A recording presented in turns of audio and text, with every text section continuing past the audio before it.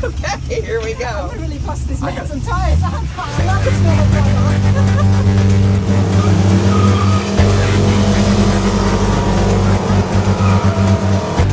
All right, good day everybody. Welcome to Rana's Radar. Now this is a hot rod shop that you do not want to miss. There is a lot that's happening here. Diggs Rod Shop is where I'm at. I'm here in Oskaloosa, of course. The shop is awesome. There is so much happening inside it, and this is something you're really going to appreciate. We're not just going to be looking at the project and the facilities and the tools and some of the machinery that Craig is involved in, as well as meeting some of his team members. But we're going to show you how Craig is so involved with the hot rodding culture and the drag racing that we love so much. That clip that you all just saw in the beginning, that's just part of it. Diggs Rod Shop, full hot rod facility, shop tour. This is what the video is about. Let's go inside, get to know Craig a little bit more and see exactly what he's working on, as well as some finished cars. So check this place out, it's pretty big.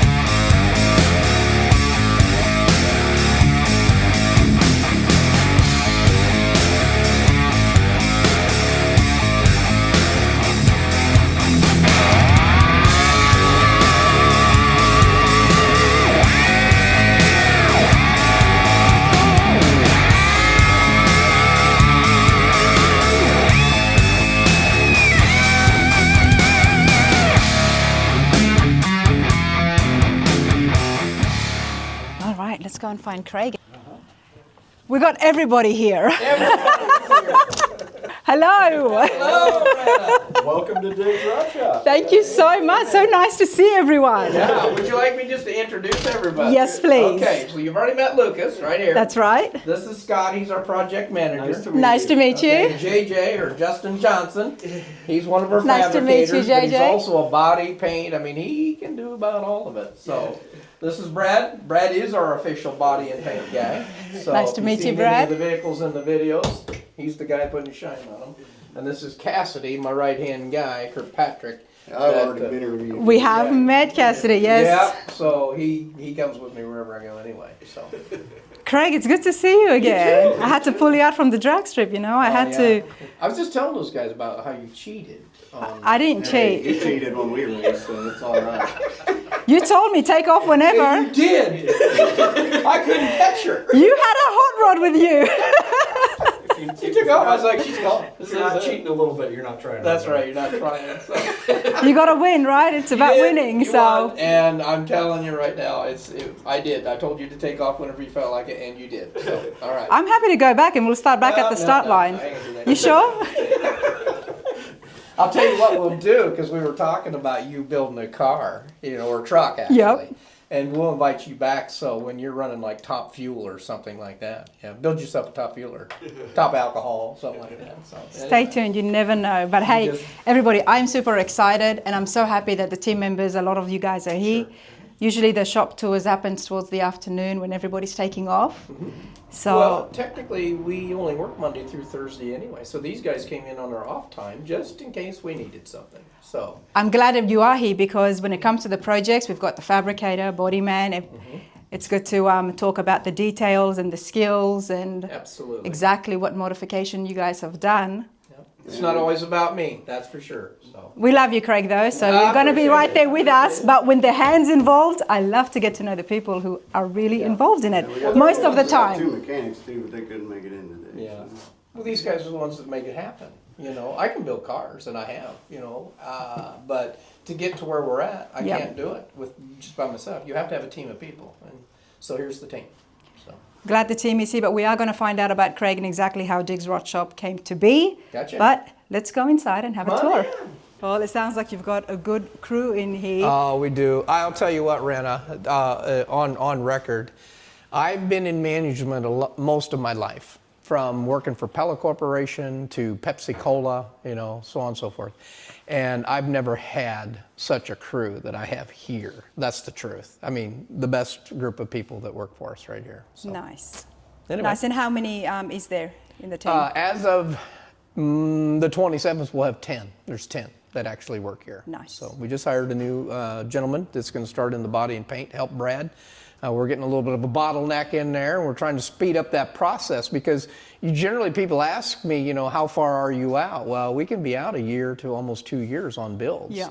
And we get a lot of projects that we can get in and get out, depending whether it's a service or a transmission or something like that. But on major builds, we're out at least a year. So we're trying to speed that process up just a little bit. Nice. Well, we love to hear that. Yeah. I think potential clients always like to hear that as well. You bet. I do love this, you know that. Well, you know, most people might find this truck familiar because we've had it around the countryside, just a few places, but it was on Power Nation, you know. Yeah. So this one featured Power Nation. So beautiful truck. So talk to me. Who would be the best person to talk to us about the build? I want you to talk to Cassidy because Cassidy, I mean, other than his wife, this is the love of his life right here. I'm glad he said that. I'm glad you put it in there. Well, he built one for his wife too, you know. So, but the reason why I say that is Cassidy has just been hand in hand with this vehicle from scratch, and we'll show you another one in the background here, where we start with these trucks. But let's talk to Cassidy about it. Okay, Cassidy. So talk to me, please. What did you start off with? Because right now, I mean, it's absolutely show material, isn't it? Yeah. The customer brought this truck in. It was just an old beat up farm truck they'd had for, I don't know, I think his great grandpa or something bought it almost brand new. Yep, almost brand new. So basically we got rid of everything. We saved the cab, the doors, I think the hood is original, and of course the fenders and the bed and everything's all brand new. It's on an Art Morrison chassis. We put a 427 LS in it. It's got a 4L65, I believe, transmission nice in it. engine cover. Yeah, so that's all hand fabricated. Justin did a whole bunch of fab work on this. He put the firewall in, and then the stereo, I can show you, it's got like a cover that folds down the dash. He did a bunch of fab work on that and engineering to make hand. that work. Yep. Yeah, I think this was the second firewall we built in-house. Wow, it's flawless. We love the LS engines, but they do need a cover, and this has been done so well. Yeah, they wanted something just real simple just to cover. They didn't like seeing the plug wires and any of that stuff. This was a father and son build, and unfortunately the dad passed away right about the time we got it done. So he really didn't even get to drive it. He drove it around Good Guys, and he got to drive it across the stage and win his top 10 award in it. And then that was on Sunday, and he got killed on the following Wednesday. Oh, wow. So now I'm sorry to hear the that. son gets to drive it. Luckily, they let me drive it, so. And we know it's not going to go anywhere when it's got so much Yep. sentimental value right there. Is it on air or is it Nope, just lowered? this is on coilovers. Coilovers. Yeah, this is the Art Morrison, I think they call it the low chassis. The bedwood in it is all this was out of their great-grandfather's hayloft in his barn. And the gentleman that owns the truck now, he cut all that for us and brought it down to us. So we kind of finished it out and put it in. From their actual farm, eh? Yep. It was the floor of the hayloft in the barn. And then it's got a Marquet tailgate on it. So don't have any latches or anything. No more cable wise, No, right? no chains, no cables. Then we put a fuel cell underneath there. It's I still love pretty that you tight in didn't there. fill these in. Yeah, that was one of the requests from the customer. They wanted the body to look pretty original. So we left the vents on the side. I And on the noticed. roof, we welded them shut, and then we put studs on the covers and put them back on. So they look like they work, but they don't actually do anything. And then they wanted this they wanted this filler panel put in there too. So we put that all in. They wanted all the original bumpers on it. Those are Greening Auto tail lights, which we thought are probably some of the best looking tail lights for these trucks. Jesse does do great work, Yeah. doesn't he? Yep. I love that there is so much of the entire truck is stock, but yet again, when you do it and you tighten the gaps, Yeah. because we can see a lot of work has still been applied here with Yeah, the being- gap fitment. This is a 47, so it didn't have a wing window, and these handles would have turned to open the door, and we didn't want that. So Justin redone these doors to put the newer style push buttons on them. Nice. And then we've converted this to electric windows. Did the door panels always have the lines like that? Yep, that's just the inside of the door. That's how they were stamped. Sometimes things really came beautiful from the Mm-hmm. factory. And then we can flip the seat up. All the electronics and everything are underneath the seat. And then if you look on the middle of the dash there, that's the stereo that is behind that center cover. That's Justin built all that with the hinges and whatnot. So we got a button underneath our under dash that opens it. Look at that. This is how things are kept so neat and tight when it comes to these farm trucks, and then you want to put a bigger engine in there and take up the engine bay space, but there is so much you can do, and I do want to see the stereo behind that. Yeah, there's probably about half that much electronics up in the dash too, so. It's all hidden. Yep. So if you turn that on, under here we got a button, and then this just pops down. And then it's got a full touchscreen stereo in the back. Wow. And they even went, like, we put the original knobs back on for the choke and throttle, but we just bolted them on. There's no cables anymore. Eventually, I'd like to take these style knobs and change the headlight and wipers over so they look a little more original. We hand-built fiberglass speaker boxes down there, and then wrapped them. And then there's a speaker, there's a sub behind the... How long have you been doing this, Cassidy? Pretty much my whole life. Nice. My dad kind of did all this when I was growing up, so just kind of comes second nature, I suppose. The fuel tank you mentioned went into the under the bed, it's right? underneath the back, which it's mounted just like that chassis over there that we'll see here in a minute. So, This is beautiful. And how long was the build? I think it took, 11 months? Roughly, yes. Yeah, and this truck was pretty rough when it came in. 11 months, and it was pretty rough. I mean, Yeah, it was pretty rough. But it's all new. Yeah, it's all new chassis. I mean, all new sheet metal except the doors and the cab, and I think the hood. Let's continue walking, and Craig, walk with us as well. Okay. Beautiful truck, but then I'm seeing a muscle car. Oh, okay, so definitely. where do you? Is it all different types of classic cars, or do you think All different types of classic cars, you know, and I will tell you, I'm a Ford guy. Okay, there you go. I mean, it's. Here it comes. I didn't want you to say, you know, I'm a Ford guy, but I like them all because the fact that you said that sentence firmly, you're a Ford guy. Let's not get that wrong. Yeah. And when I'm building a Ford, I'm going to put a Ford engine in it. If I'm Right. building a Chevrolet, we're going to put a Chevrolet engine in it. That's the way it is. Cassidy and most of the guys are Chevrolet guys. So, and then of course Scott, our project manager, he's a Mopar guy. You know. So with that said, we've got this mix going in here of what we build, and so not just street rod, you know, my little coupe, you saw that, but muscle cars to the AD trucks here to obviously this little custom Ford behind you right here. So How long have you been in operation for? we've been in operation for about 13, 14 years, roughly, man. And I actually retired from a cleaning business. I had a cleaning business. That's what this part of the shop was. And I retired.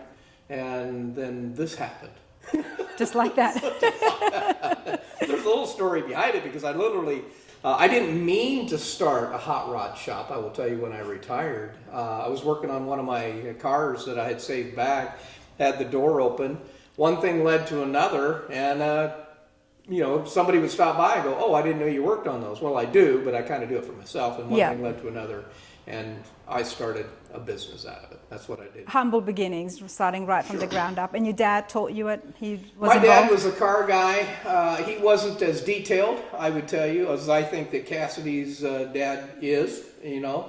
But he was a car guy too. And my days in high school, when I was in all the metals and welding classes, when they still offered that back in the day, that was one of the classes you could take. They don't do that anymore. So metals, welding, body, paint. And I learned from Vance Alexander, who was my school teacher, who occasionally stops to see me. You know, even I love that you remembered, and he still stops and sees you. Absolutely, absolutely. And with that said, I joined the Navy when I got out of high school. I was an aviation metalsmith, so I worked on the fuselage of the aircraft. That's what I did. When I got out of the Navy, I went to work for a sheet metal contractor. So sheet metal and fabrication has been a major part of my life. So, you know, 4 years, I got a You've done it all, haven't you? Well, yes. And then on top of that, I think what really bodes well is you've also got the business side of things as well. Sure. Because you said management, you were heavily involved with that. School of hard knocks right there. Let me tell you. Anybody that's been in business, you know what I'm talking about when you go to the School of Hard Knocks. I didn't go to business school. I had to learn the hard way, you know, and how to manage, how to charge for what you needed to, you know, what you need to charge for and how to charge for that, and Yeah. overhead and so on and so forth. There's a lot involved. There is a lot involved, and I believe like from our shop tours, that's one thing that we have found is there are so many skilled people out there. Yes. But then running a business and having employees and keeping that going is a whole nother side to it. It And even is. if you're building beautiful cars and you've got the skill and talent, if you don't have the business side things can just go haywire real quick. Yep. The Zig Ziglar had a quote that people had the entrepreneurial seizure. Michael Gerber wrote a book on it called The E-Myth, or The E-Myth Revisited. And that's what it was. There's a lot of good technicians, and they get to the point where they can do the work. There's no doubt about it, because they're very talented. Then all of a sudden they're like going to go do it. They're going to start a business, and they don't know the business side of it, and it'll just eat you up and spit you out sometimes. So. And that really goes in line with the whole 80-20 effect, you know. Oh yeah. All success comes from 20% of effort, and it can be just that, having that business side of things going. Absolutely. So, 80% of success will come from 20% of it, however that goes. Yeah. But let's continue on. Now, I am a Mopar girl. Are Yes, I ya? love my Chevys, but I drive a Charger at home, so Okay. I love this. This is, wow, 68 you said? 1968 Dodge Charger RT. And I'll tell you, those are kind of special cars in themselves. And this customer wanted something different underneath the hood. So, you know, and again, this is where Cassidy comes in and my son Alan comes in too. This fella wanted a Hellcat engine in there. And not only just a Hellcat, we didn't pull it out of a salvage car. This was a Hell crate, so it was a crate engine. So bring Cassidy in here, and he can kind of give you a little bit of an idea. And we'll pop the hood on this thing. Yes, This thing, please. Rana, is fast. I mean, I'm a Ford guy, and this little truck's a supercharger, but this has a supercharger, and I'm telling you. This is a Hellcat. It's completely different. I mean, it's 1,000 from the factory, right? The crate? This one is... 750, I think, something like that. I 750. don't remember exactly. And we're working towards getting it to the dyno. Okay, so we Okay. really don't know what it is at the rear wheels. Here's what I do know. This thing pulls hard from 0 to a lot of miles per hour. Really. He had it dynoed. We were having some fuel problems with it, and it dynoed at 670, I think, at the rear wheels. But it was running out of fuel, so we've changed the tank, changed the fuel pump. It's kind of dirty right now because he drives the wheels off this thing I bet. when it's not here. So, but yeah, it's a lot of fun to drive. It fits perfectly, doesn't it? Yeah, it was a lot of figuring out because That's what I was going to ask you. we put a 8 HP 90 transmission in it, and Mopar didn't at that time. What did we build this 2.5 years ago? 2.5 years ago. They didn't build a controller to run this transmission, so we had to figure all that out on our own. What, the controller was already inbuilt into the cars? or- No, since this was a Hell crate, it came with, everybody puts 6 speeds behind them. They don't put automatic. So all the electronics they sent are different than a factory car. So they don't have a controller, a standalone type controller to run their own transmission. So What did he's you end up saying is we had using? to Or did you recreate. actually make your own controller? We found, back then there was only one guy in the United States that built a controller to run this transmission. So we got a hold of him, got it all ordered, sent it down, and you got to run a 17 Challenger, I think, shifter in it. There's just a lot of things to figure out. We didn't really kind of know what we were going to do. Getting that controller got us a baseline. Yeah. You know, that's what. And he didn't want to have a 6-speed. He wanted to have Nope, automatic. they wanted an automatic because Automatic, he was building this car for his dad, and his dad didn't want to drive a stick. Fair enough. Okay. So, and then being a crate motor, we didn't have a car per se to tear apart. So like all this stuff is factory parts. We had to order all this stuff from the factory. So this is a factory radiator, factory fan, all the factory cooling stuff, the lines, everything you could walk to a Mopar dealership and buy from a 2017 car and bolt it right back on here. Well, that's the beauty of it, because now you've got a beautiful classic, Yeah. and then Well, you've also got all the modern amenities right here. But a lot of the stuff was really hard to figure out because like this fan is pulse width modulated. Well, this stuff here is not set up to run that fan. So we had to figure that out. And then the vintage air cannot run through this fan either. So to run that, we had to end up putting another fan down there on the bottom that comes on with the air conditioner. So there was just a lot of stuff. And this has a full QA1 suspension underneath the whole car, front to back. It's got welded-in subframe connectors in it. It's got full 4-wheel disc brakes on it. So, I mean, we've done a lot. There's a water pump. I had to mount it up underneath the fender to run the intercooler for the supercharger. That's pretty cool, Cassidy, because you've never done something like this before. And Craig, like, I mean, that would have been so impressive to...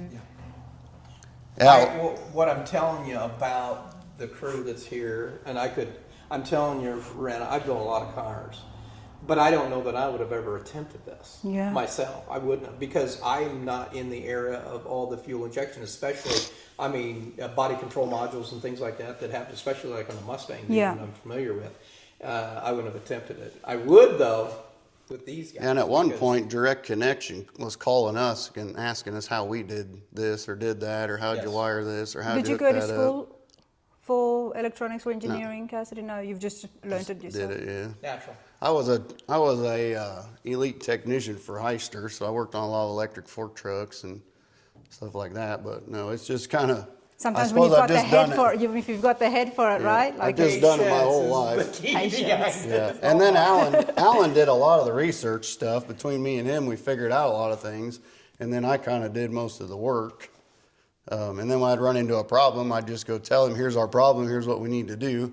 Like even the power steering pump, we had to send the power steering pump back to, what was the name of that place? I can't remember the name of the place, but they had to change the pressure in the pump to work with the rack and pinion. Wow. Because it put out too much pressure and it would blow the rack and pinion apart.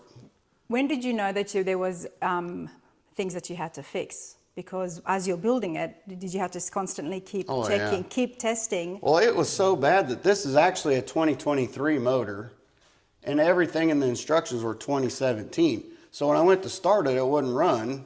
And through probably 2 or 3 days of troubleshooting, I found out the map sensors were wrong. They're 4-bar instead of 3-bar. So, and there's 4 of them. So we ended up having to call the Dodge dealership. They sent us the ones for a 17, and I swapped them out, and then the car fired right up. Right. But nobody knew that because all the instructions that came with the crate motor were for a 17, and this was a 23. Well, they changed it in there somewhere. Wow. And the dealership we were working with, this is the first one they ever sold. And then once we got it in there, we had to take it back to them so they could program a VIN number in the ECU before we could even start it. So when we hauled it all the way to Des Moines, we didn't even know if it'd run. You know, you could turn the key and power everything, but we had no idea if it would start or anything. So. Well, I love the fact that you are able to do that here in America, to make such a big change and to have the manufacturer work with you and. Well, I think they were about as excited as we were, for us to put something down in here like that, and then them get to see it because they're working on brand new cars. Now that's a brand new engine, so it would be in a Challenger. That's what it would be in. Yeah, when we pulled it in the service bay, all the mechanics came out and was looking at it. From this dealership's huge. I bet you got some job offers as well. Yeah, there was probably at one point 50 guys out here looking at it. Yeah. It's so impressive. It's crazy. Like to be able to do that and pull that off with everything involved. I think there's 7 or 8 oil coolers and coolant coolers in the front of this car. Yeah. It was a task getting everything plugged in there, and then we converted the headlight flipper doors to electric, so we got rid of all the vacuum stuff on there. The air conditioning was probably one of the bigger ones to try to figure out. The motor actually fit in the car really easy as far as physically putting it in. Even so much as the wiper motor, we had to call Newport Engineering, and they make a custom wiper motor for this car to fit in here because the old one was hit the supercharger. Did you put the blinker signals on the hood? Nope, that's factory. That's factory. They had blinker signals in the hood? Yeah, absolutely. Yeah. I've seen so many 68s and 68. Never noticed that. That was a big thing. I mean, even Ford Mustangs, Chevrolet Camaros, they were all kind of doing that back then. Never noticed it before. Yeah, and the guy that owns this car, his dad redone it and did all the paint work, 20 some years ago. And it still looks this nice. So we've put all new, I think those Dakota Digital gauges in it. Digital gauges. We put all new just stock replacement interior back in it. Scott and I did it, column in it. Cruise control. So, yeah. you know, it has all the modern amenities. This particular car came from the factory with, you know, power window. So it's all power windows from the factory. But there is no roll cage or No roll airbags. cage, no. Frame connectors, and I will tell you, the impressive part of the frame connectors are actually molded to the floor, and so it's not like just putting a connection in the back and a connection in the front. It's actually molded to the floor and welded all the way Yeah, this through. one's So full. this car It's fully really- welded. It's Kind fully of like a welded. unibody. Well, they're a unibody car from the factory Yeah. with a torsion system, and so we connected all that and welded it to the floor. So it's literally a full frame at this point.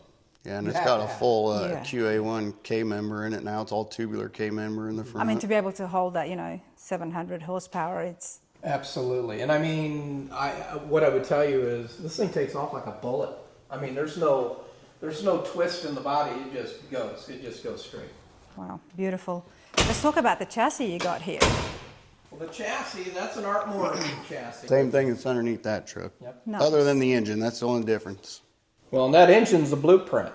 That is 427, which is what this truck has in it, but this one has a supercharger on it, and the dyno sheet ran a 841 horsepower. Nice. You know me, I like horsepower. So, with that said, Gear Star transmission, so 4-speed at 4L80E transmission, and I, so far, them transmissions are bulletproof. I will tell you, Gear Star does a great job.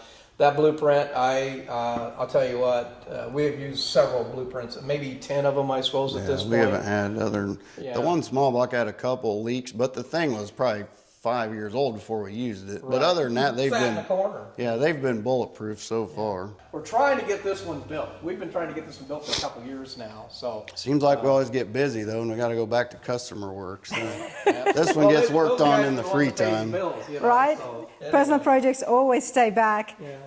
You've got an F100 here. You coming to the show? My hometown? Well, no.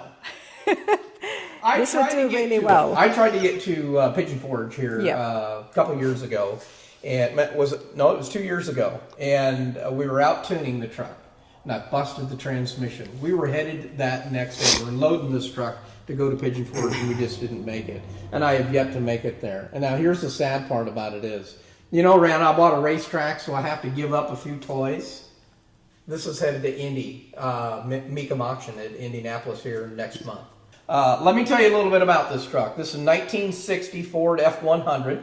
I can start at the bottom. I have narrowed that bumper just about 1 3/4 is about what that was, and I have tucked it in there about 4 inches roughly. It could be a little bit more, but I've got that front bumper in there so that it's nice and it's smooth. Now the Ford truck guy is going to know what I've done, but the average person wouldn't really know what I had done on that. The other thing that I done is I removed the lower bolts so you don't see those in the front, just the 2 on the top. That's it. Back to the hood here. This truck comes naturally all the way to about right here, and then it stops, and then it has the Ford emblem or the badging right there. I removed the Ford badging, and I went ahead and followed that all the way through and just welded another piece in there, and that just kind of closed that up. The only Ford badging I actually have is on the side of the truck right there. What engine have you got inside? Oh, well, that's my favorite thing. So you guys know that I told you earlier I'm a Ford guy. So this is a Terminator engine out of an 03 Mustang. And some of the Ford Mustang guys just kind of, they would like, I can't believe you took one of those out of those cars, because they only made so many of them. But that's Right. a 32 valve, 4.6 liter Ford. This has a Whipple supercharger on it. And this engine produces, I'm going to say right at 550, the way it's sitting right here. I've got the big pulley on there. I can't get a bigger one on it. I've got it detuned as much as I can, and it still makes a little over 500 horsepower.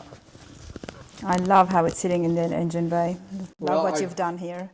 I've pushed the firewall back just a little bit. Obviously, where the engine sits, it's 4 inches back from there.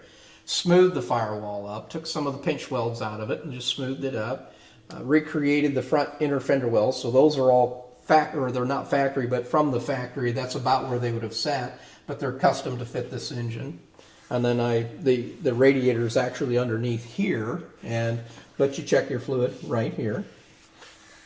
The radiator fluid, you check it there. Antifreeze is right there. Yep. Nice. So this can actually come off here, and there's a full radiator here with another cap on it. So you could, and it does literally. If you take these bolts off, you can slip that up out of the way, so you can service it if you have to.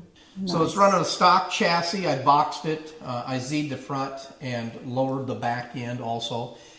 It's all boxed in. It has TCI front suspension on it, TCI 4-link suspension on the rear end. It's running a Quick Performance 9-inch, and that Quick Performance 9-inch has the Yukon gears. It's a 350 gear with 35 spline axles to handle all that horsepower.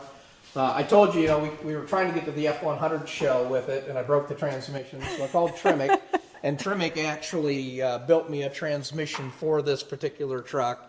And so that's a brand new 5-speed Tremec in there. That's a TKX transmission is what that is. Yeah, and it shifts very nicely. Yeah, and handles the horsepower.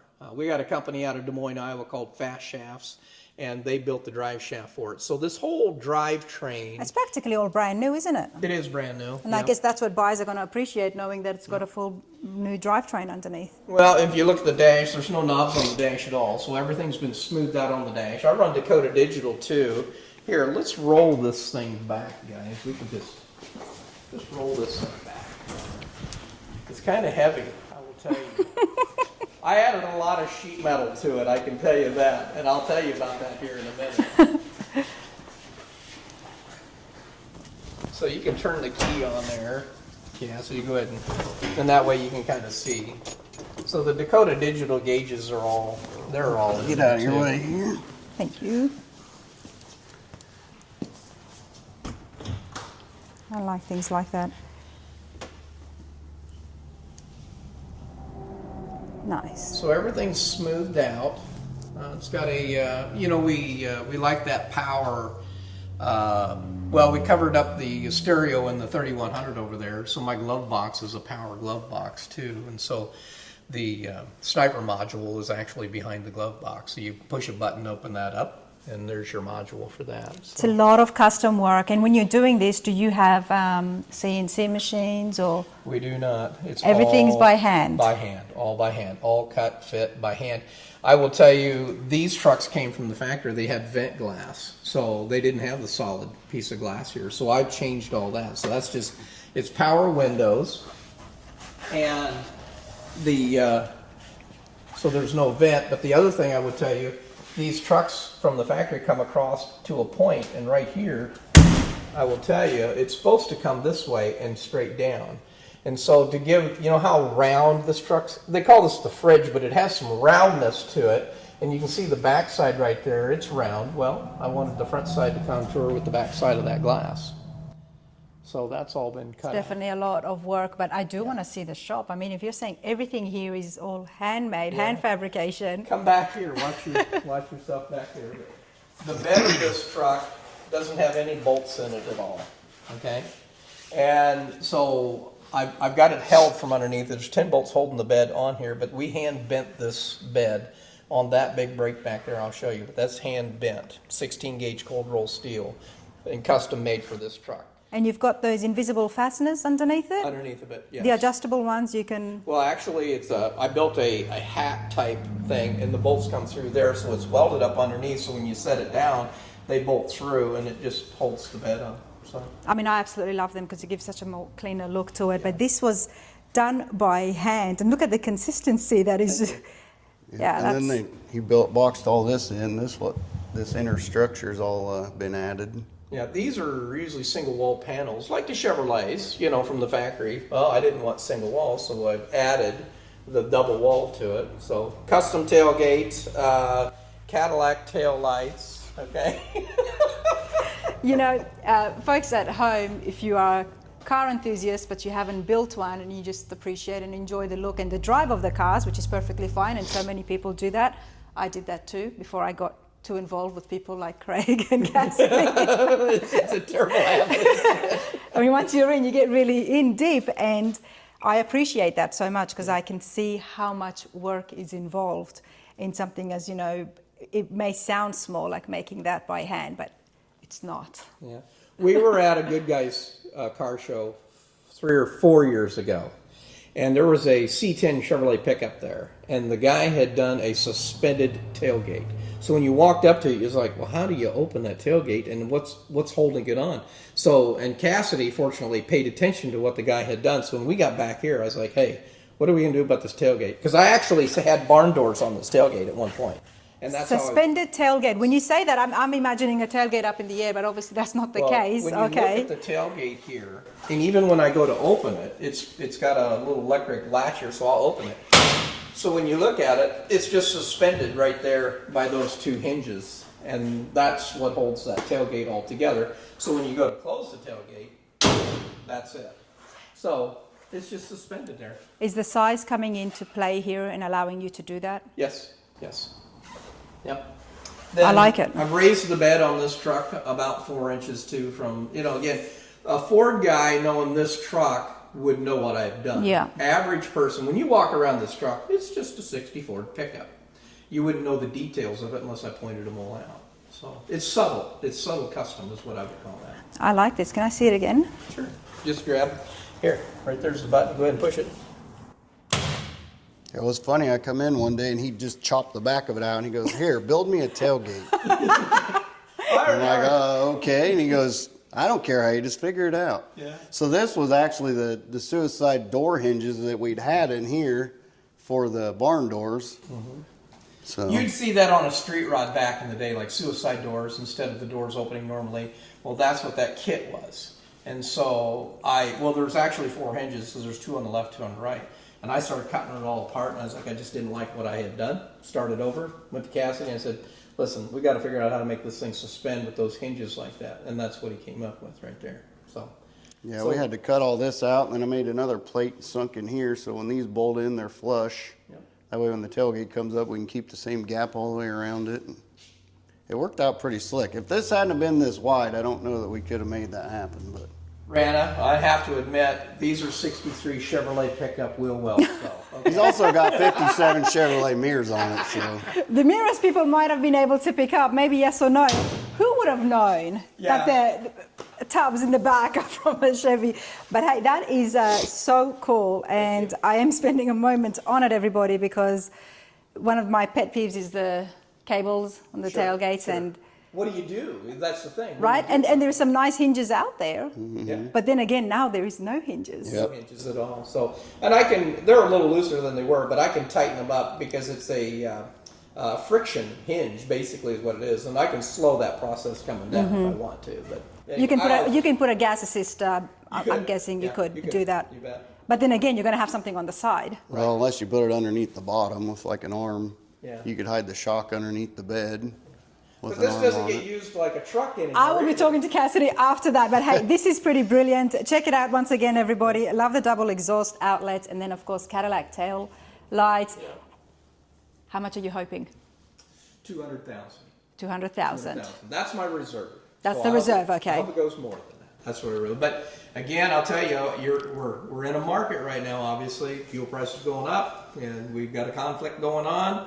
And it gets people sometimes to pull back a little bit. But I've got a reserve on it. I know what I have in it. And I just bought a racetrack. So, and it also doesn't say Chevrolet on the hood. That's right. It's not a Chevrolet. I'll tell you, it's a Chevrolet. You know, it's worth it. I'm not a Ford guy. I'm not a Ford guy, but I do like this truck for sure. This is beautiful. Well, Ren, I also want to shout out to my brother Merle. He lives down in Bull Shoals, Arkansas. He is the one that done the upholstery for me. Oh, okay. Yeah. So, yep, he had done. Does he have an interior shop? No. He does. He has an upholstery shop, but he does a lot of boats and things like that because he's down there on the lake. And I said to him, hey, do my Ford for me. So I took it to Bull Shoals.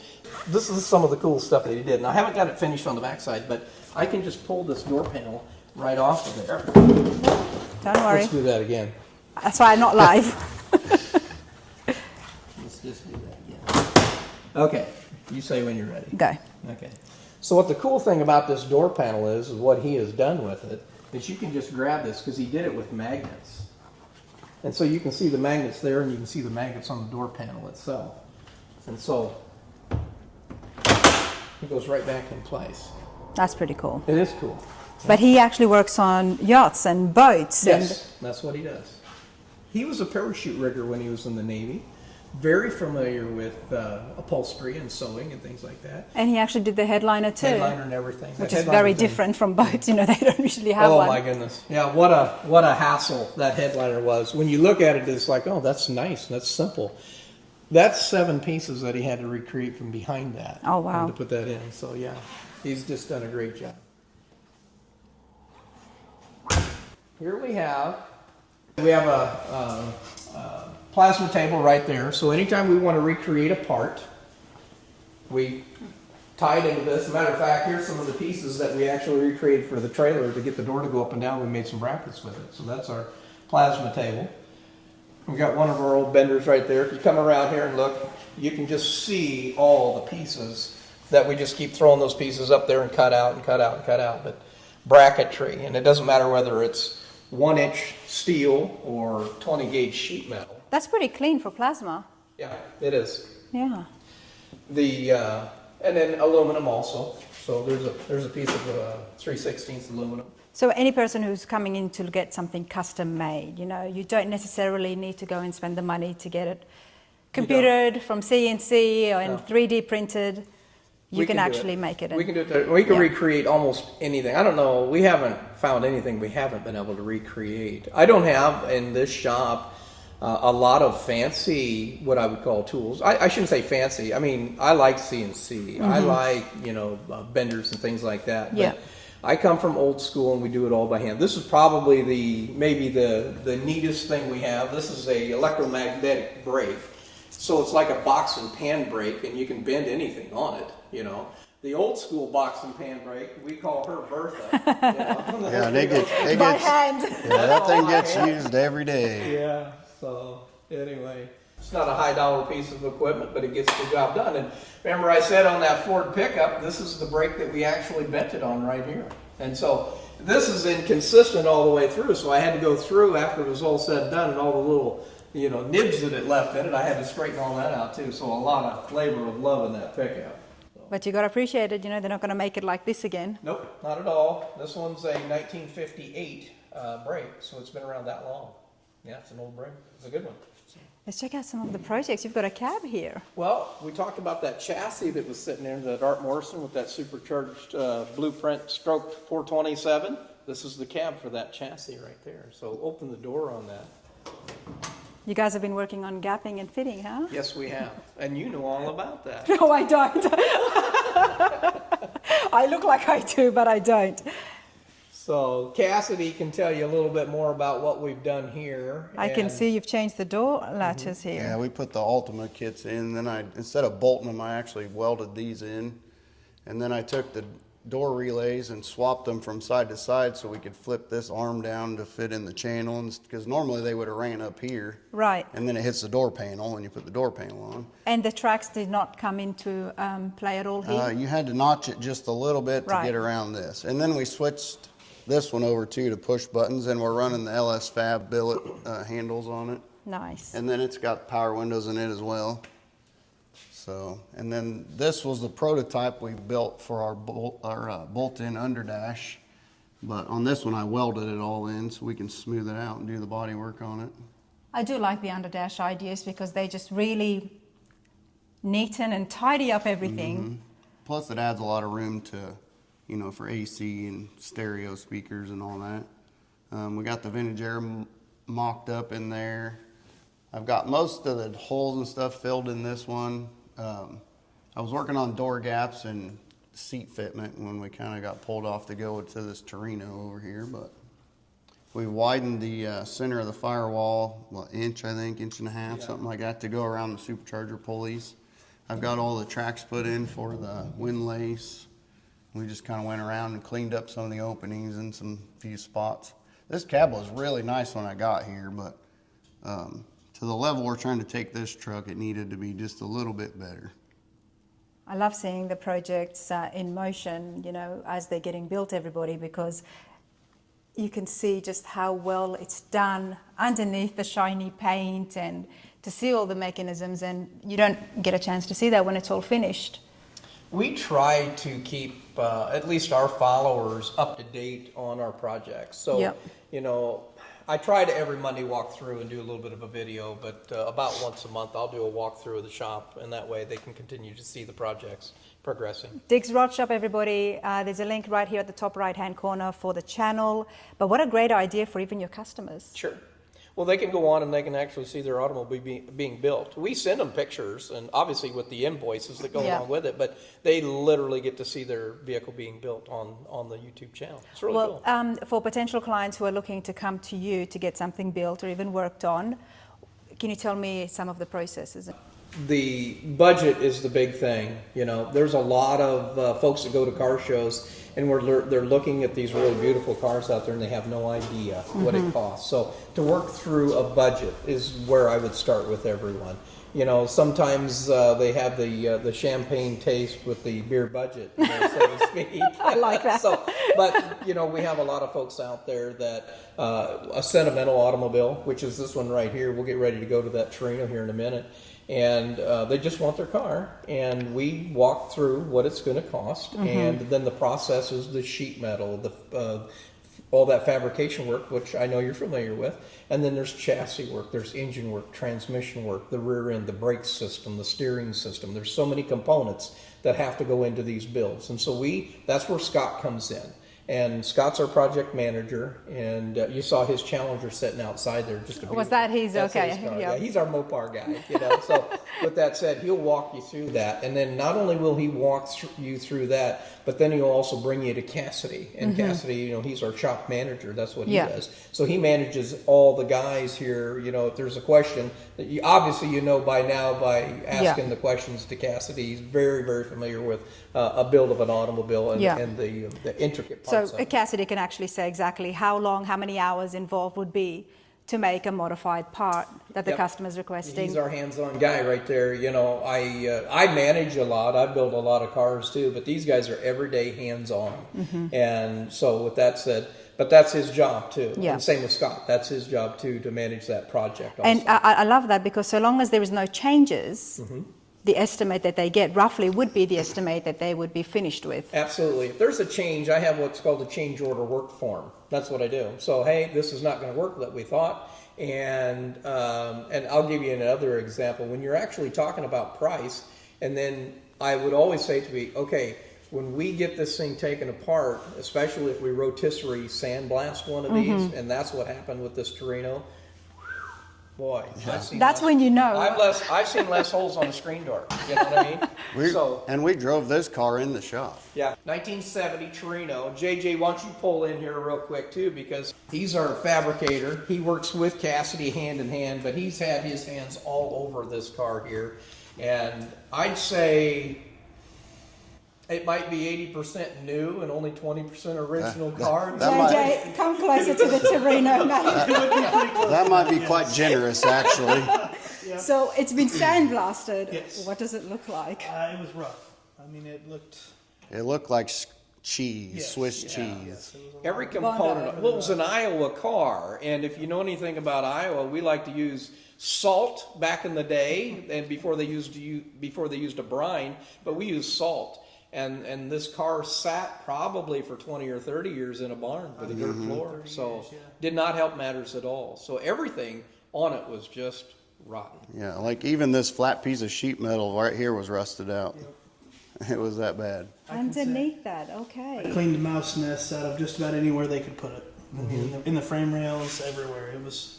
And then being a 70, we can't buy hardly any parts. Well, for I was it. going to ask you, I mean, Torino parts, 70 Torino parts. They're just hard to come by. AMD has done a really good job with, we're able to locate parts through AMD, reproduction parts. But like these front frame rails right here, no, they don't have them. We ended up contacting a company out in Colorado that had a salvage yard that keeps these old cars around, fortunately. And it's a Western car, so it's going to be in decent shape. And we ended up having to order the front driver's frame rail and torque box for this car from another salvage car. Yeah. The other thing was we were the outer part of the inner fender wheel on the driver's side. They offer it, but we couldn't locate one. So as far as a new part, they didn't have it. Yeah, if you had a 69, you could buy anything you want, but a 70 you couldn't. So like all these cross members are all handmade. off the originals. That firewall is actually out of a 69. You know and then why? we've had Because to, the 70 Torino is like, they all drove him. Right. Yeah. yeah, They drove the wheels off of him. yeah. Well, So we, It's hard to find anytime you make a production part in the aftermarket, they all need prototypes. Yes. Good prototypes. And back in the 70s, I mean, these were just cars. That's what they were. They were driven, like you said, Yeah. and they didn't ever think anybody was going to restore these things. You know, what would you restore today? A Toyota Celica? No, probably not. You know, so Hopefully not. so, but you know, this is still a part of Americana, and then we actually cut where the Is steering that column. really the buzzer? Sorry, guys. that's a breakdown buzzer. It's break time. You know, we're on a schedule here. You got about an Stop, hour and a it's half. break time. I mean, it was such an aggressive sound. I don't slave drive, you know, so. That's our prison buzzer. It's yard I time. mean, it really sounded like that, Cassidy. It's yard time. Half the time you can't hear it. It's so loud in here, though. Yeah. That's true. Now, I am curious about the rocker panels and as well as everything else that you've done here, because to hand fabricate a part fit. Right. I mean, if you have a part, making it fit, let alone, is a lot of work. Yes. Yes. And now this is a part that you've made yourself. Yep. Yeah. We started. So this rocker was completely gone. I mean, a couple inches of it left, and we did all our measurements, and we don't have a 8-foot roller, so we just on the brake over there we cut our piece out, and we bent a bunch of little tiny bends to kind of get the shape, and it. How long did that take you? It was a lot of trial and error. I'm not going to say that I got it on the first time at least. So but we got it figured out eventually, and it fits really good now. I'm really happy with how it turned out. Obviously, the customer's very passionate about Yes. the 70 Torino, and Yes. he knows how much work is involved, and of course, you're updating him. Yeah, this was actually his car in high school. There So you go. he wanted to kind of relive the glory days, I guess you could say. Well, not only that, but he and his wife dated in this car. She remembered it, and they're still together to this day. Yep. Yeah. So she's behind the build too, that's Right. for sure. And Yeah. it was kind of exciting to have her here at the shop and looking at the car, and she was, she could answer questions about the car too. And Oh, I love that. yeah, I'm excited about that too. Yeah, we had to make the rocker and then this tail panel back here. You can buy quarters and the tail light panel, but you could not buy the lower filler neck panel that connects to the frame rails and holds the bumper and everything. So we had to basically just kind of look off of it and hand make this whole piece just like it was originally. So pretty much all the seal, I call it a trunk gutter, I guess, but that was we had to basically hand make all that except for this and the two side pieces, so the whole back and all the This corners. would be the flange where the rubber goes on? Yeah, yep, sits Right. down in there, holds the rubber for the trunk lid. Had you worked on a Torino before? Nope, this is my first Torino, and it's A been- lot of it's research been a and lot looking of- at pictures. Yep, yeah, it's been a lot of trial and error, but just making it fit right. And But I love the fact that you guys are open to doing things that is new that you have not Right. done before, like Cassidy working on the Charger, and you've got the right team, haven't you? Absolutely. Like I said before, I mean, we have such a diversified car guys and with the metalworking abilities that JJ has and what Cassidy has. I mean, Cassidy from sheet metal to suspension to body to paint, JJ same way. And that's the background that I come from. You build your own vehicle, right? You build your own custom, so you know what we're talking about Oh, when yes. it comes to that. So Yeah. you have to kind of learn a lot of that.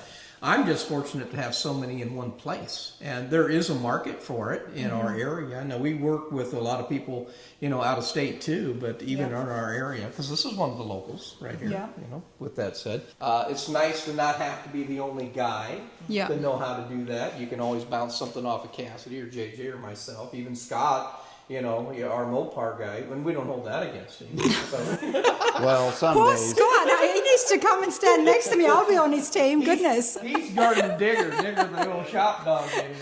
So with that said, but Scott's background is body and paint and fabrication too. So You've done it well where everybody can just travel around and help each Absolutely. other out. Well, we like to do that, and that's cross-training, too. Yeah. So if we're slow in one area, we can always move into another area. So speaking of, let's head on into here. As you can see, everybody, Lucas is here behind me and he's filming because Yeah. there's always content coming from Diggs Rod Shop on the YouTube channel, so be sure to check it out.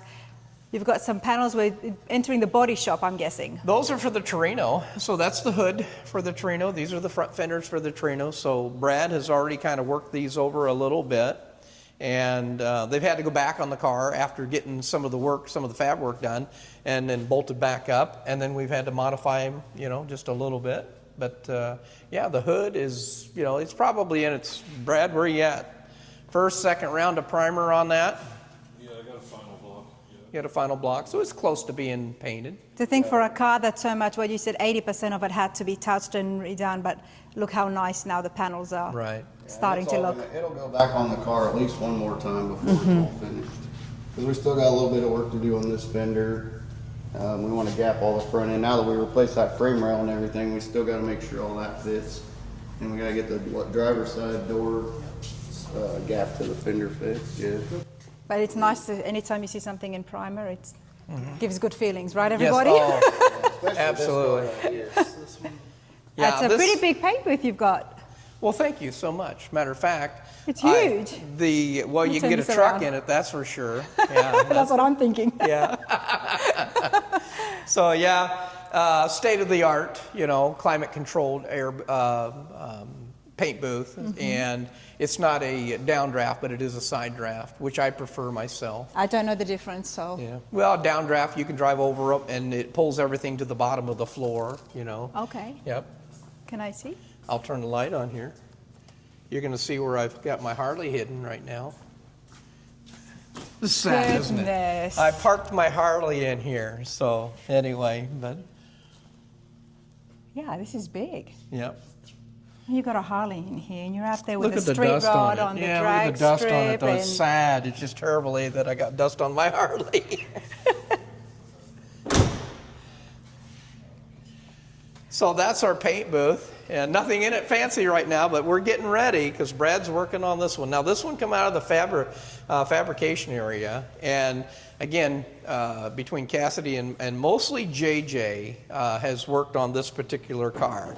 And I will tell you this, because everybody asks me who this belongs to. What is it for starters? Well, it's a 1953 Cadillac limousine. I'm surprised you didn't know that right no, off. I'm seeing from Just this kidding side, I you. have no idea. Yeah. Yeah, it's a 1953 Cadillac limousine.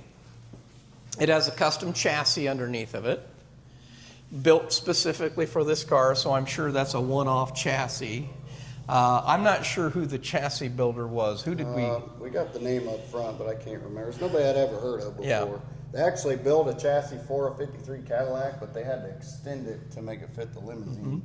So in turn, they didn't put any of the body mounts on, so we had to build probably 80% of the body mounts underneath the car to kind of get it finished up. I had to cut the front of the frame off a little bit and redo it to get the bumper to fit. So whose is it? Well, we're building this car for a fella by the name of Gary Chip, okay? Gary Chip owns Fat Baggers Incorporated, who in the day, he builds a lot of motorcycle parts now, but he built custom motorcycles, which is called Fat Baggers Incorporated. So he would put the wide tire kits on the Harleys, and then he started building his own custom motorcycles. So I will tell you, our shop is building it for Gary, but Gary over the years has built many custom motorcycles for, I will tell you, like the King of Saudi Arabia and the Prince of Jordan and places like that. He has built a lot of custom motorcycles for those guys. So without telling you who this car belongs to, it's one of his very predominant friends over in the Middle East. And from what I understand is the father, back in 1953, bought 10 of these. Oh, okay. And they gave him as gifts. Okay, so that's just something they did over in the Middle East. Of course. And, keep peace in the land and give gifts, nice big gifts. And so with that said, the family owns this particular one. They sent it to California. It was at a shop out in California. And having work done to it there, wasn't getting done like that they wanted. So he called Gary. Gary had went out to California, and they had this car shipped back to Sheraton, Iowa, which is where Gary's from. With that said, Gary's business just, I will tell you, exploded one day, meaning it took off. And he sells more motorcycle parts for aftermarket Harleys and things like that than you could ever imagine. Well, it was the intention that Gary was going to do this car, but he couldn't get it done. I mean, and so he called me. Alan, my son Alan, worked for Gary for about 3 years on all those custom motorcycles too. So that's how we kind of knew Gary. Yeah, but it also says a lot about yourself, because Gary being obviously in the custom modification Sure, world, sure. he knows work, he knows when things Oh, are good or not. absolutely. And on the West Coast, there's no shortage of builders and shops. Absolutely. So for him to come all the way to Oskaloosa and, Well, ask you, it's... You know, with Gary, I will tell you, they were building some custom cars too, and they come out of that custom motorcycle business. I don't know that he builds custom bikes anymore, but he sure builds a lot of parts for them, that's for sure. And at that point, he wasn't able to get the car done, so he Yeah. gave us a call and said, would you guys be interested in finishing this car? And so yes. So we really work for Gary, but I can tell you that belongs to a very predominant gentleman over in the Middle East. I can tell you that. What color is it going to be? Black. Nice, of course. There we go. We can see inside there. So we did a rotisserie blast on this one too. Cleaned everything up. I'll turn you over to JJ here in a second, because JJ is the one that's been doing the fitting of the doors, and these fenders actually unbolt, and you have to fit those, put them on, fit them, put them on, take them off. And anyway, with that said, there's dash work that we've done on this thing too. Is that? Very minimal. We did the aftermarket wipers. Okay. Anything with brand that in. Well, because that would have been cable. You know, Rana, when we walked past that car that had the bonnet on it over there, the plastic, that Yeah. was our parts car. Oh, And- the donor car. yeah, that was the donor car. Did this have the tables? We don't have them. They did have from the factory, but we don't have them. But this is the mechanism that actually has the glass, the power glass that goes up and All down. the power windows in this car were hydraulic.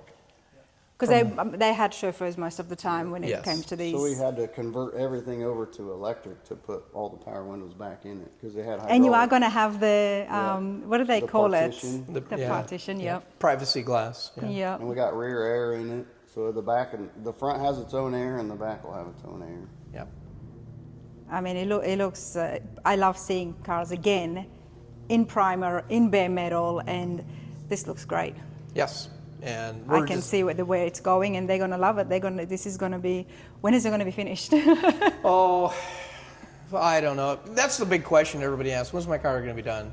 I don't. And it's a question I always ask. When it's done. And I think builders absolutely hate it when I ask that, and the shops hate it. And I'm like, so when is it going to be finished? Because I see these guys at the shows, and people at home watching it, if you're interested in seeing some of the finished cars and even just meeting the builders, the shows is a great place. Yes, absolutely. You're very active Yes, in that. yes. Obviously, we met for the second time at Triple Crown. Triple but Crown, yep. Good guys. Well, I met you probably 3 years ago, maybe. Yeah, it'll be 4 years this summer. You were in Des Moines.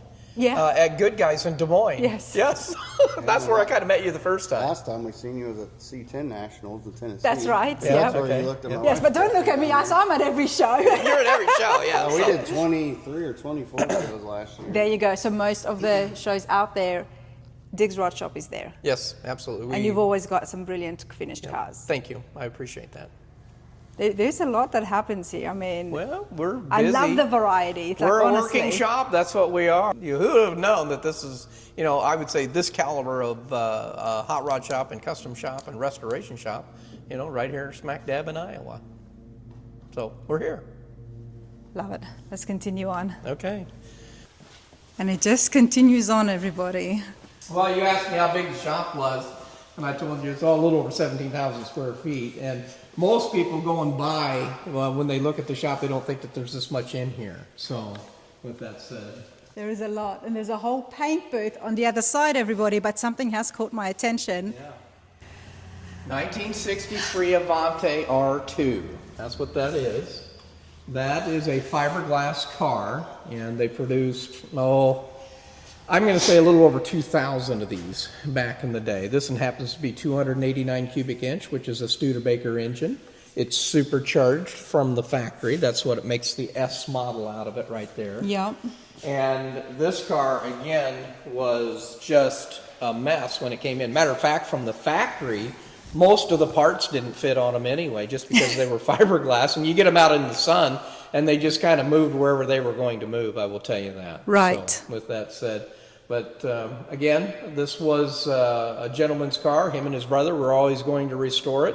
His brother had passed away, I know that. So he and his wife have been just adamant about this build, and they've just been super. They get to watch. Matter of fact, shout out to them because they're going to watch this video. And I told them, I said it would probably be in this video. Well, I'm very interested to find out exactly what upgrades that you're going to be doing, because the Avantis, I mean, they were such a unique car. I mean, We have tried to keep this one as factory as we can. I can even lift the hood. Maybe JJ can help me over there.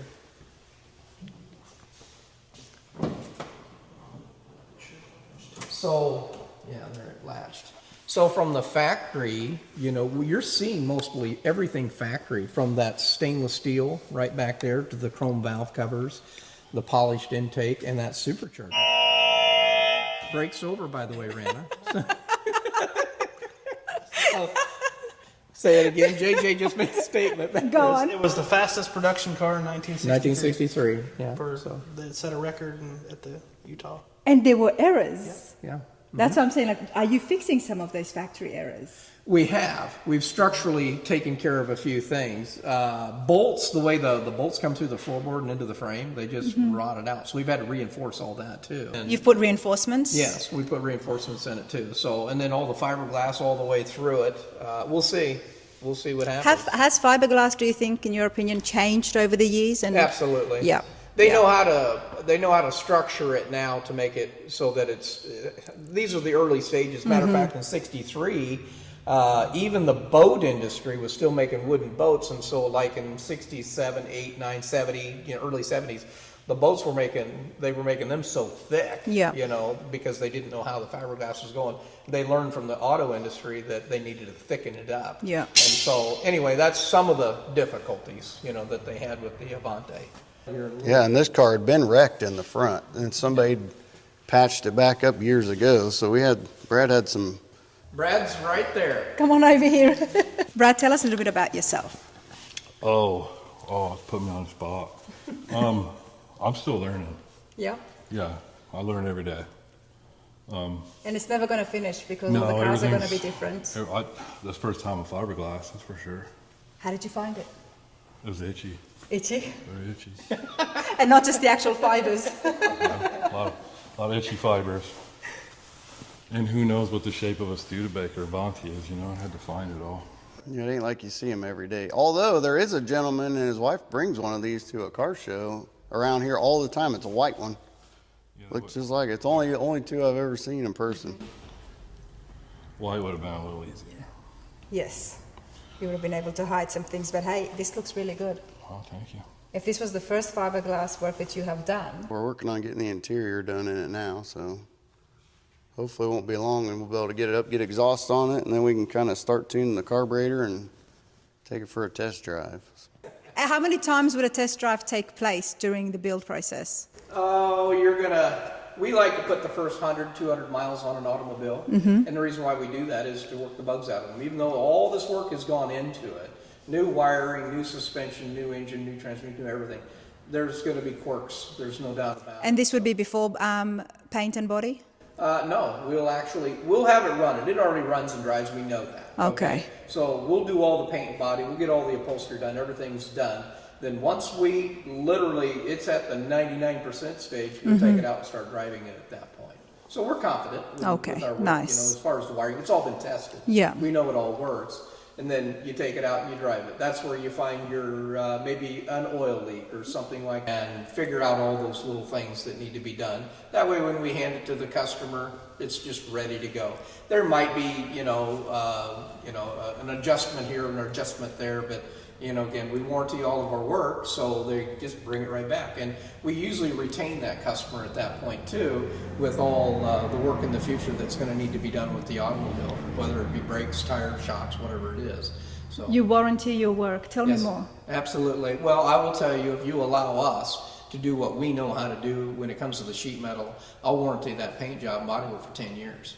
10 years, 10 there you go, years. Everybody. Yes, and I will even tell you, we had a 67 GTX in here that it wasn't the customer, it wasn't us, it was actually Mopar, and it's nothing to do with Mopar, other than where they bring that GTX cowl together with the front end. Well, they just weren't that, how would say, supported that well. Well, when it all gets said and done, if you put your lift in the wrong place and the weight hangs off the front, it'll leave a little crack right there. Oh, wow. Yeah. And so we warranted that too. It wasn't us, you know, but great customer. We really appreciate them. We're going to do another car for them too. So that's just one of those things right there. So we took it apart, cleaned it, repainted it, or Brad did it, you know, so I'm saying, and that was a build that was 3 years old at that point too. And he's got like a 700 horse stroked 440 in it, so with a 4-speed. In 10 years, I mean, you know, people can be rough, be heavy footers. Yeah, well, what Cassidy just talked about, 700 horsepower 440 that's Yeah. sitting in that thing with a 4-speed. So what do you think I suggested that he do? We better put frame connectors on this. That's right. So we warranted all that work, but he then had us paid us to have all the frame connectors.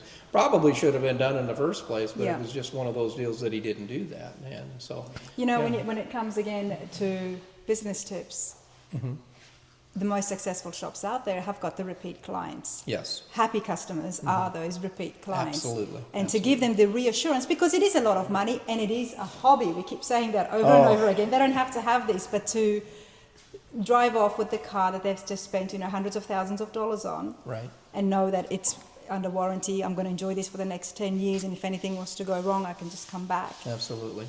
You know, we were talking about those Blueprint engine, and you know as well as I do. I mean, Blueprint's building 600 and 700, 800 horsepower. They are, yeah. And they're still warranting that for 3 years, 36,000 miles. Some of those engines, they're doing 50,000 miles on those. What a peace of mind knowing that you've got that kind of investment in your powertrain and you get that kind of warranty. You can't hardly get that from the factory anymore, you know, Yeah. buying a brand new vehicle. True. Art Morrison, same deal. I mean, that's one of the reasons why we chose Art Morrison chassis, just because of the warranty with it. The warranty. And the service behind the warranty. We've had some difficulties with, some of like a throttle pedal on one of those 427s. Call Blueprint, boom, one's in the mail. Yeah. A few other cars in here. 1949 Hudson. You've got a Hornet. Hudson Hornet. I wish Shane was there to tell you. So this is a longtime friend of mine. Chuck Bogart is his name, and he is a Hudson guy from the word go. Let me tell you, everything he has is Hudson. And this particular Hudson Hornet had a transmission problem. So he brought the car in, and it wouldn't go into overdrive. We take the transmission out of it, and I mean, it's broken on almost every spot inside of that transmission. Plus, the overdrive wasn't working. Transmission. Well, he's with the Hudson group, and he found a transmission. We get it here. And then the overdrive mechanism, which is a governor and a solenoid also to engage the governor in these old transmissions. 6-volt system, by the way. Even though we did all that work and we got it done and it worked, Right. we test drove it and it was just fine. Chuck takes the car home. By the time he gets home, and the overdrive's not working again. So now he's spent several thousands of dollars, and here we have this problem. So we get it back, and we research and research and research, and what we found was the gentleman that supplied the governor for us. It was a good one when it got here, and we put it in, and it failed right away, although it was rebuilt. And it's a rebuilt one from 1949, basically. Oh, wow, All new okay. components in it and rebuilt, but Yeah. it failed. That and it's new, so it shouldn't have broke, right? And he sent us a new one that quick. We put it in, and now this Hudson is just ready to roll. Matter of fact, I haven't even called Chuck at this point to let him know that his car is ready to go. So everything is functioning. There's the governor and the solenoid right there.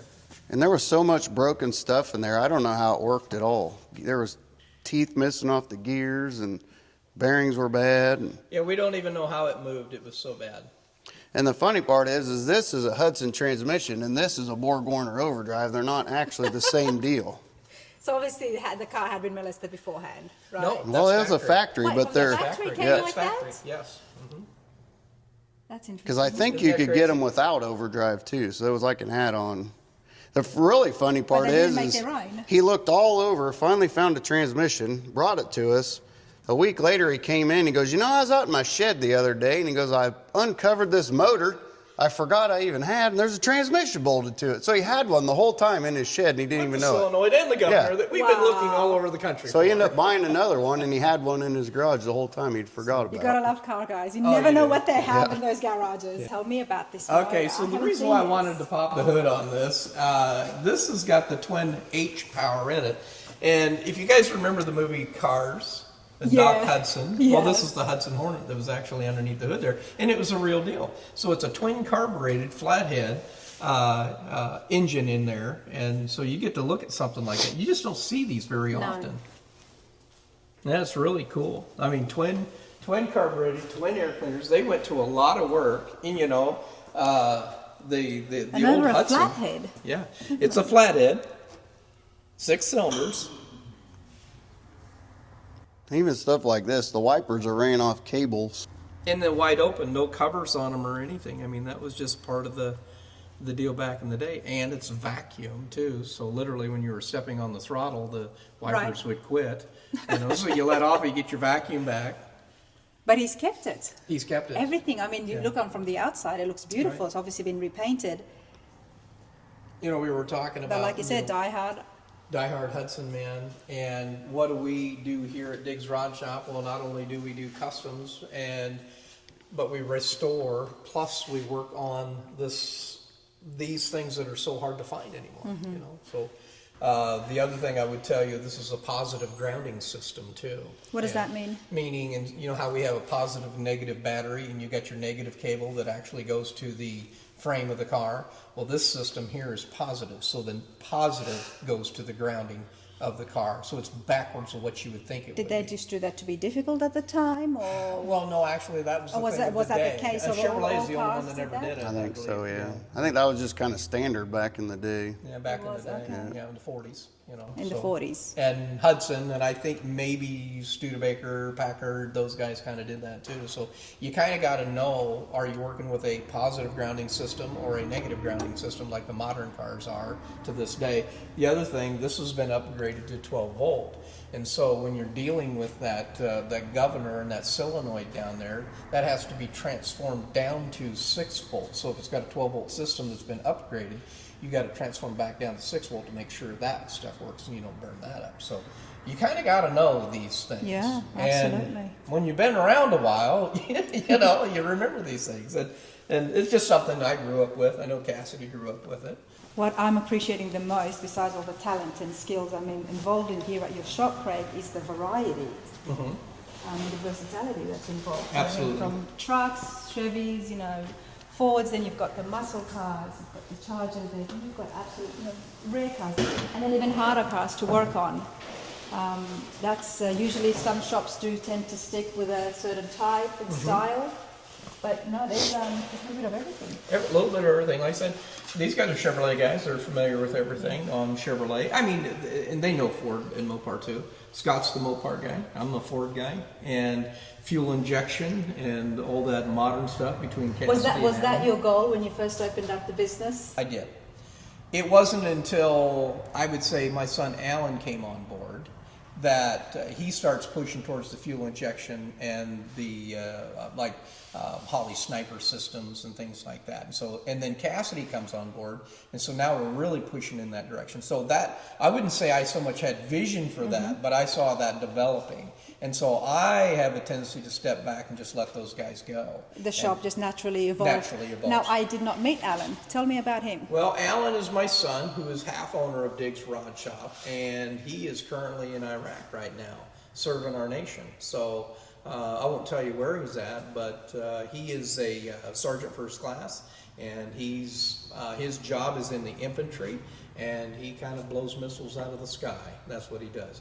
He's been gone almost a year now, and so Alan missed the whole last season of the car show season because he was deployed. And I've got a nephew too. I want to shout out to James Fawcett too. He's on the same base that my son Alan is. They're cousins. And so with that said, Alan, I just talked to him this morning, so he's doing well, I will tell you. Well, I do hope Alan comes back and James is well, safe and sound. Thank you for everything that you are doing, and I hope to see them at the shows. Yep, that'll be awesome. 1955 Chevrolet. Now, we met some friends last year at some of the 3100 shows that we've gone to, and the Bronner family, Jeff Bronner, who has now passed away. That's the unfortunate we have in a lot of the people that we meet. You know, we lose folks all the time. And so with that said, the family that owns the car, it was given to one of the sons, and he wanted to sell it. It happened to be at another shop where they were putting an engine in it, which is another blueprint engine. It's a 383 stroker. And the thing about it is, it's not that he wanted to finish to keep it, but he wants to finish it so he can sell it. And this one's actually scheduled for Indianapolis Mecum auction, also right along with my Ford. So that's a brand new 383 stroker. It's got a brand new 350 turbo in it. It's got new air conditioning, and it just has got a lot of chrome too. If you notice that too, it's got a lot of chrome. But Yeah, but that's a Tri-5s. I mean, nothing goes more better with chrome than a Tri-5. absolutely, it's a beautiful car. They had he and his wife had had it for a couple years, and they did all these upgrades, and now it's going to be sold. But if you look at this, it's just one beautiful little 55 Chevrolet. I mean, the 55 Bel Airs, it's such a hardcore following for this, and they're just beautiful cars. Yeah. It's the no post. Two-door hard top. Yeah, the really cool thing about that is you know, some people when they go to car shows, they don't realize what they some of the neat stuff they had back in the day. So watch the top of the door; it just flips open like that. That's kind of I wouldn't call it a rain gutter as much as it is a guard. You know, when the door closes and it seals. And I think a lot of times what they did, because these are hard tops, you know, that window went down, they really had to seal them up. But you can see that one still functions really well. Oh yes, that was one of my neat features that they had. Yeah. You know, they also came with like I found out recently, look, the napkin boxes and Yes. the bins. I mean, Yeah, a lot of it was aftermarket, but a lot of dealers installed certain things. You're right, they had the napkins. I remember they pulled out. Yeah, I forgot all about that. I mean, it was all about comfort, wasn't it? Yeah, it was. And this one here, you know, being a Bel Air, in its day, had all the chrome package and everything in a two-door hardtop. I mean, this was the car to have. Yep. And we're going to get to behind us, which belongs to another fella that he purchased this one, and it's headed to Texas. But this was the Post 55. This is the Post, And this is a 6-cylinder with the 3-speed, and this is about as original as they come, Rana. Inline 6, look at Inline this. 6, and it has overdrive in the transmission. Everything functions. We believe this car to be probably about as original as you can get it. We upgraded the radiator, and I can tell you that, and we rebuilt the master cylinder for the brake system, upgraded the windshield wiper motor, just did some things for it that So in 55 they had the inline, but the V8 was also introduced. It was, yeah. I think the 265 V8. Right. You know, so yeah. And this thing runs and drives like a sewing machine. It drives so good. It does, yeah. Pretty incredible. This belonged to one of the folks here in town. He was actually the football coach to the high school, and this was his car. And so, again, when he passed away, the family had gotten a hold of me, wanted to know if I was interested in the car. So, of course, I was. And so we brought it in. We fixed several things on it, and now it's going to go to a gentleman in Texas that is just going to enjoy this car. There's great reviews online, everybody, very reputable. And of course, the locals know that, which is why you are always kept busy. Yes, it is. So, and we've got an old Chrysler in here, and that just came in for new tires. And So it's not full customs or full frame-off restorations. No, you do we- service work too. Right, there's service work too, and where do you go to have the old? What is it, 39, 40? Oops, sorry. You're fine. Anyway, Chrysler. If I get that wrong, I apologize. But I mean, here we have this old Chrysler that's all original, and you can see the patina on it. And the gentleman's just going to leave it that way. We want to just sweet patina that thing so bad, you know. Right, right. It's tempting, isn't it? Because you're going to get a brilliant color from it. It is. It's just, and this thing's in phenomenal shape. So we've done some steering rebuild on it also. We had a little bit of electrical stuff we had to figure out. Put new tires on it. Something else he done too. I don't remember. It was just a bunch of little stuff. But the inside of this, think Rana, this- I'll open the door I for you. do want to see it. I absolutely love these antique cars. Look at the this dash. chrome here. The whole just follows over the wheel well. Oh, Just wow. look at the dash on that thing. And I mean, Yeah, that's some of the coolest chrome and what they did with the steering wheels and things like that back in the day. Hey, Craig, do you know what these buttons are? Hang on just a second. I'll come around the other side. You're going to test my knowledge. That's what you're going to do. This has a fluid drive. Oh, that's radio. That's the radio. This is the radio right here, yeah. So this thing is a 3-speed, but it's also set up like an automatic. It has a torque converter. Yep. So this particular one, what you're saying, Cassidy, you can use the clutch. Yeah, it's But like a safety. It says right on it, safety pedal or something like that. But you can actually take off without using the clutch in it, just like an automatic. But it's a 3-speed. 3 on the tree. Wow. Yeah. I love having a clock there. And this is all original upholstery. And listen, when we're talking in here, it just sounds like you're in a sound room, I guess, to say. Yeah, because I mean, that doesn't look like a seat, it's a sofa. Yeah, it is. I imagine this car is so comfortable to drive. Like I said. almost would rather sit in the back seat of this car. Right? It's very comfortable. You know, do we have like to make this sure car. everything functions, so I'm sure I'm going to have to drive this car on a test drive. So, yeah. That'll be fun. Yeah. So straight 8, flathead again, old school technology Oh, right there's there. the carburetor. I mean, that's got to be rebuilt, I'm guessing. Or no, it just works fine as it is. It works fine as Wow, it is, I love yes. that. What year? Do we know what year was it? I think it was a 47, but I don't Maybe it is a 47. And is Scott still here? I think he's up in the front. Yeah, Scott would know.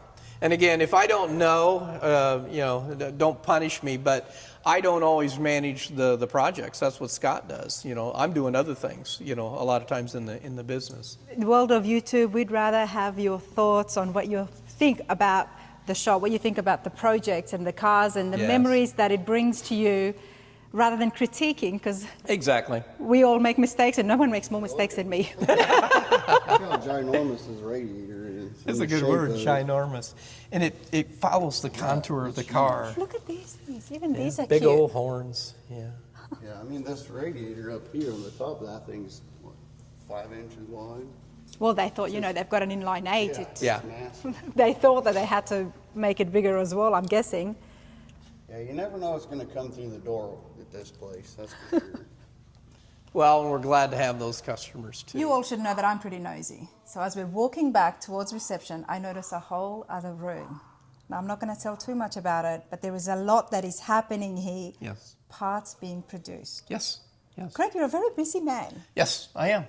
And I bought a racetrack. So I What a needed that. racetrack! I mean, you all saw that at the beginning of this. I mean, what a way to start Yeah. our tour. I You bet. absolutely loved it. I was excited to show you that. I really was. And so hope it goes well.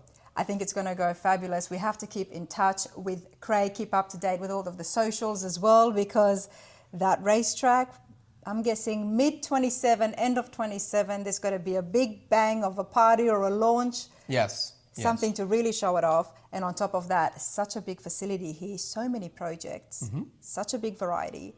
And now you've tucked away this room. I think you were trying to hide it from me. Well, we call it's actually our shipping and receiving area, and it's where we keep all of our parts. I told you we were dealers for certain companies, sheet metal companies, and different things like that.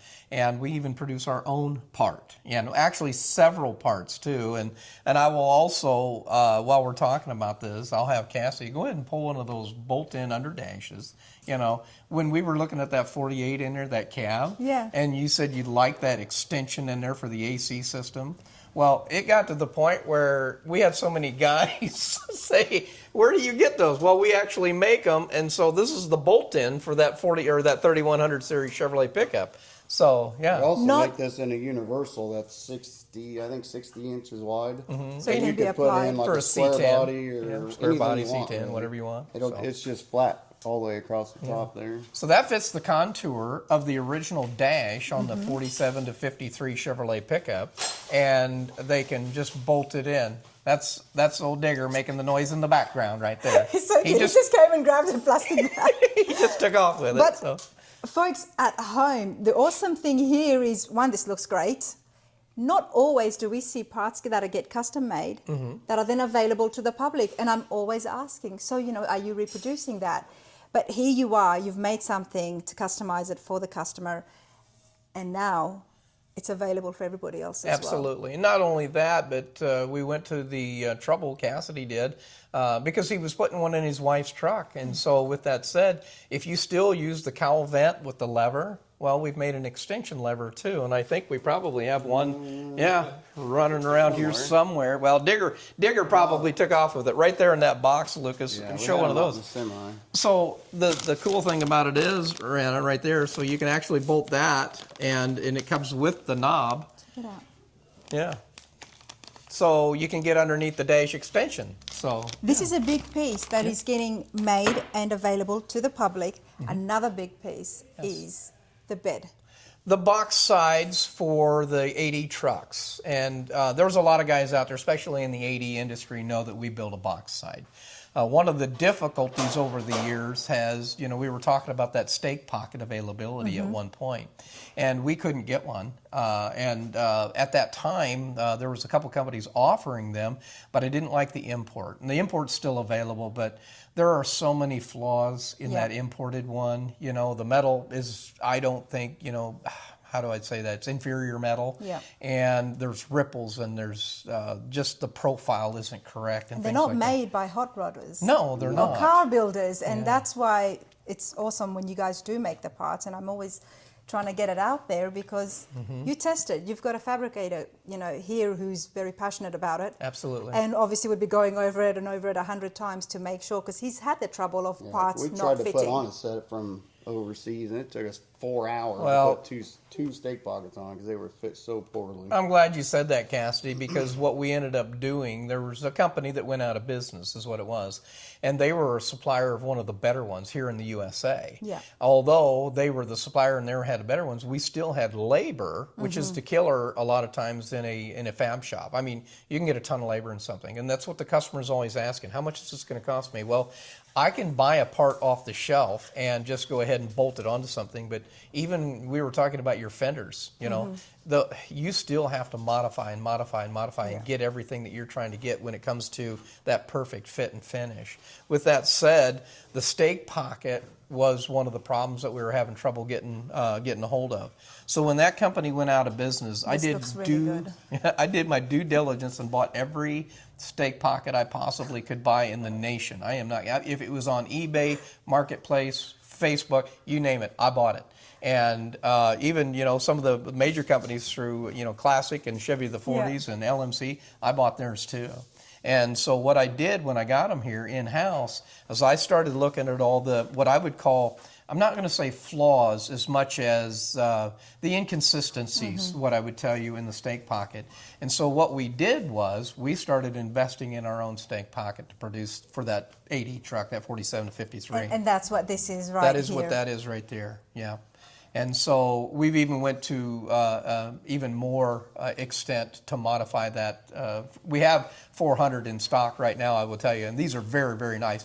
What I will tell you as a builder, what Cassidy was talking about, we've taken the labor out of having to make this thing work and fit for your vehicle. It already comes with, it's almost 100% at that point. You're a man of warranty. What Yes. can you guarantee to people wanting to get this from you? I'll guarantee you that's the best one you're going to find on the market today. There you Yep. go. And it's American made, and it's made right here in the Midwest. There you go, everybody. So do check out the website. I hope it's on the Yep, website. it is on the website, yes. We have an e-commerce site that is still a little under construction, but these happen to be there.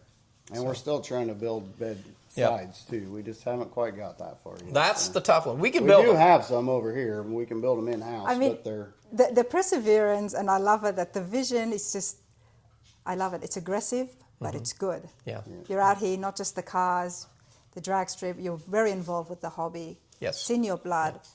And now, again, you're continuing on the culture by making sure that these cars stay on the road by giving them good parts. Well, not only good parts, but affordable parts too, and that's what we were talking about. We can make the bedside, but they get to the point where they're, it's hard to compete with that imported $500-600 bedside that already has a stake pocket on it when ours are $800 and $900. Yeah. Most guys don't compare apples to apples. They're like, oh, that one's cheaper. I'm going to buy that one. That one's also made out of 20-gauge metal. And it's Yeah, all by the ripped time they and- get it, Yeah. they've got 40 hours trying to make it fit their truck. And when we build them, one of the compliments, the best compliments I can ever get, you know, Smoky Mountain Nationals has their own little, I shouldn't say little, but they have their own channel too. Well, we sent them a bed, and Dave Hoke had put that on a truck that they're going to give away. Yeah. And his builder has complimented us so many times, just out of the blue. He'll just say it in a video. You know, that digs Rod Shop. When they supplied us with this bed, he said, this thing just fits. There You you know, go. And unlike a lot of them, like we got the side strips right here. We don't put them on the bed because most people raise their bed floor. Yeah. So now instead of having to cut them off, buy another set, raise them up, we just send them with them, and you can put it on wherever you want. Wherever you want. So then you're not Absolutely. ruining a bedside, you're not ruining strips to raise it up 2 inches or whatever. And shout out to Bedwood. That's where Yep. we get those, because those are awesome guys too. And Yep. yeah, they're just awesome folks, and they build some of the greatest product when it comes to the bed. So we work with those guys, and they work with us to help promote us too. So anyway, there's that steak pocket, guys. I'll guarantee it's the best one out there. And we got a lot of ideas for more stuff too. Yes. I was going to say, I don't think it's going to end here. No. You've definitely got your hands full. Yes. I figured if we can use it, then there's somebody else that's going to need it too. There you go. Absolutely. Support local, support America, everybody. You Thank know, you. it's US based, USA made. Doesn't get better than that. Absolutely. And Thank I'm you. always supporting that. So yes, I'm not originally American, but I do want things to be kept in house. You bet. It's the only Yep. way the economy in the country is going to thrive and grow. This has been awesome. I don't want to go, but I've been here all day. I've stopped everybody from all their work. I've had a lot of fun. I mean, it's just been a great day. It really has. And I beat his ass in the track. Yes, you did. Yes, she did. Hey, she cheated. No, I'm just kidding. Thank you, Rana. Such a so pleasure, much. man. Thank you so much bet. for having Thank me. you. Thank you, Cassidy, and everybody Yeah. for the team as well. They've gone back to their work, but it's been fun. Catch me next time, and hopefully we'll catch up again with Craig and see more of the parts. Absolutely. We're going to invite you with your new race truck. Who said I'm building a race Hey, truck? is she faster than the Burb? Well, we have to find that out, because that's what we do. Is it faster than the Suburban? We'll come back. I'm very Okay. competitive, that's Awesome. for sure. Take care, everyone. Thank you.